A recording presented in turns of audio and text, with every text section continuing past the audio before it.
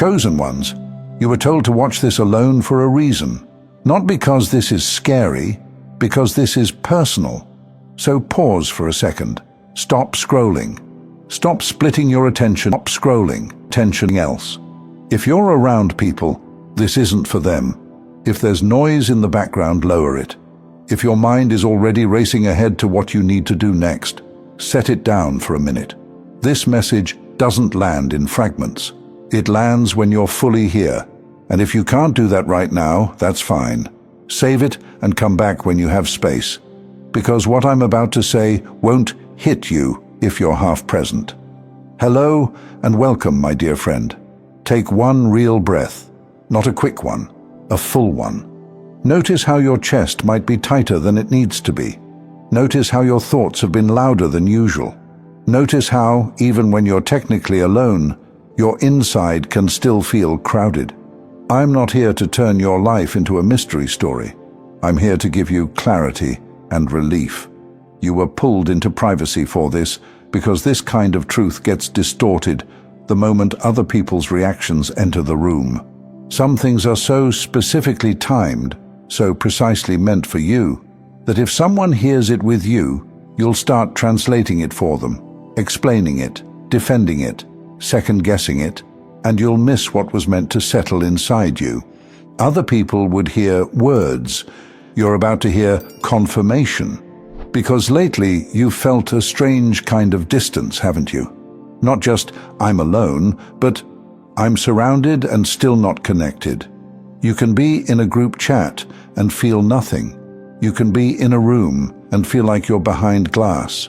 You can answer people and still feel like you didn't actually meet them. And you've wondered, what's wrong with you? Am I becoming cold? Am I pushing people away? Am I isolating myself on purpose? But what if you're reading it wrong? What if it isn't isolation? What if it's covering? Like God has been wrapping you, not to punish you, but to keep you undisturbed while something in you resets. Because there are parts of you that cannot be rebuilt in public. Not while you're explaining yourself. Not while you're managing other people's moods. Not while you're trying to stay easy to understand. So the crowd got quieter. And before you blame yourself for that, let me say it plainly. Sometimes God removes the audience because the next version of you doesn't need a committee.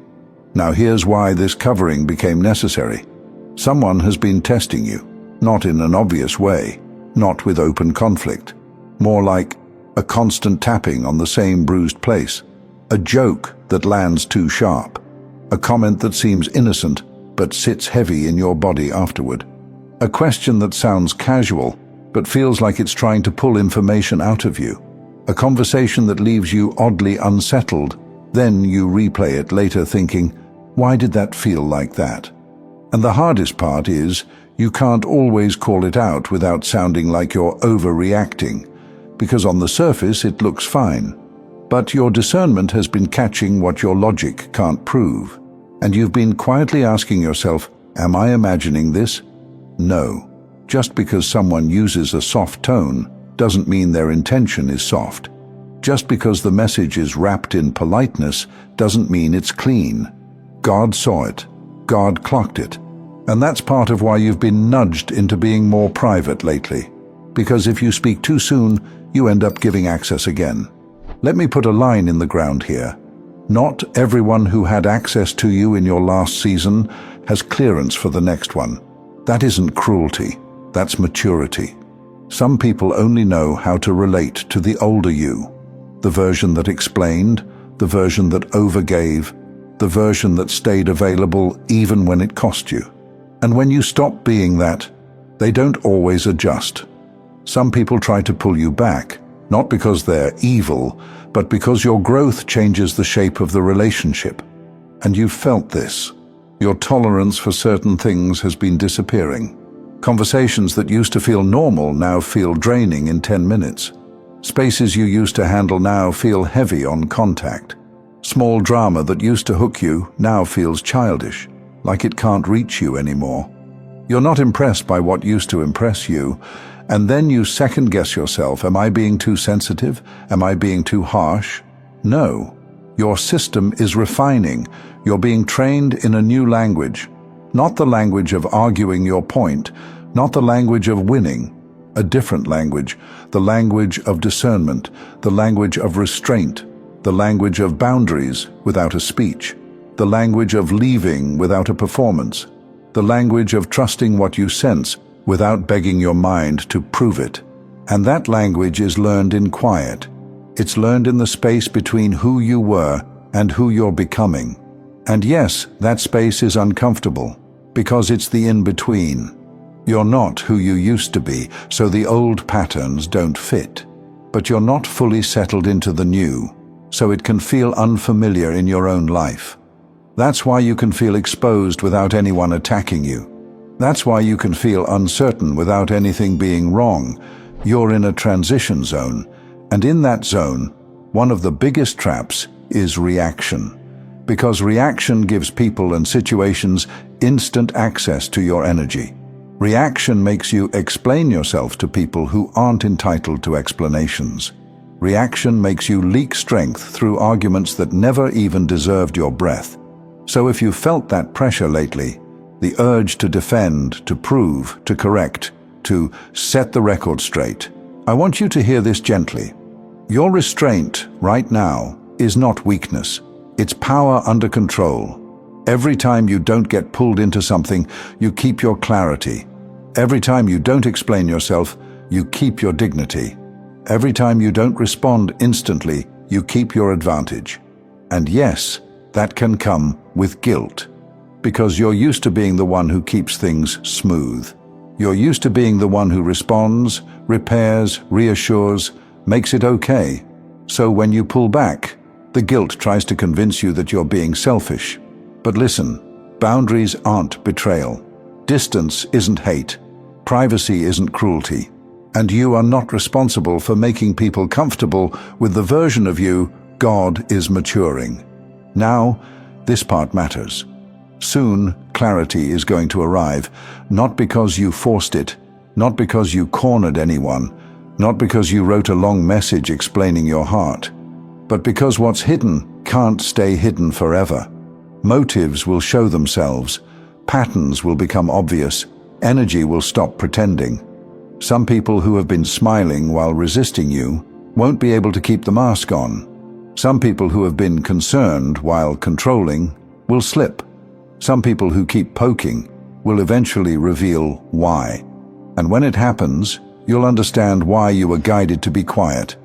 Because if you had defended yourself early, you would have created a debate. If you had explained yourself early, you would have given them material. If you had confronted early, you would have given them a stage. But when God exposes something in His timing, there's no argument. The truth stands on its own, and it's not for revenge, it's for clarity.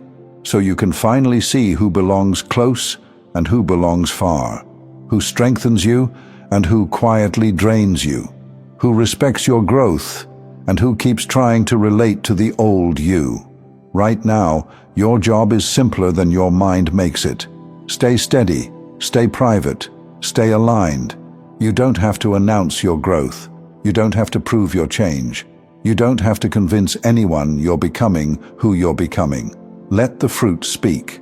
Chosen ones, you've been noticing changes in every aspect of your life. Lately, you've been canceling plans not out of laziness, out of instinct. You've been needing more quiet, more space, more time, because when your inner world shifts, your whole system responds. And that response can come as heaviness, as emotional waves that show up without permission, as nights where you wake up at a strange hour and don't even feel afraid, just awake. Even your dreams can get louder, dreams that feel too real, dreams where you're searching, dreams where you're trying to speak and no words come out, dreams where familiar people feel unfamiliar. That isn't always random. Sometimes it's your deeper mind processing what you can't yet explain. Sometimes it's your spirit sorting what your mouth doesn't need to speak yet. And yes, some of you have been seeing signs. A line in a song at the exact moment you needed it. A repeated time on the clock. A phrase you overhear that lands like it was aimed at your exact situation. You're not crazy for noticing patterns. You're becoming more aware. Transformation is happening, and you can feel it. And you're going to notice something else too. You won't need validation the way you used to. You won't need to explain the way you used to. You won't need to argue for your own worth the way you used to. And some people will love this version of you. They'll feel safe around it. Others will be uncomfortable. They'll call you changed, like it's an insult. Let them. You did change, and change isn't betrayal. You're allowed to outgrow people. You're allowed to outgrow places. You're allowed to outgrow the version of you that stayed accessible at the cost of your peace. And you don't owe anyone an apology for becoming who you were always meant to be. So, my dear friend, if this felt like it landed right on top of your life, right on the pressure you've been feeling, like the video and write Amen in the comments. Not as a ritual, as agreement. One last thing, if someone came to mind while you were listening, someone who has been unusually quiet, unusually tired, unusually private, share it with them. Not to fix them, just to remind them their privacy might not be punishment. It might be protection. So stay steady, stay close to God, and let what's forming in you finish forming. Because when it's ready, nothing will be able to stop what He started.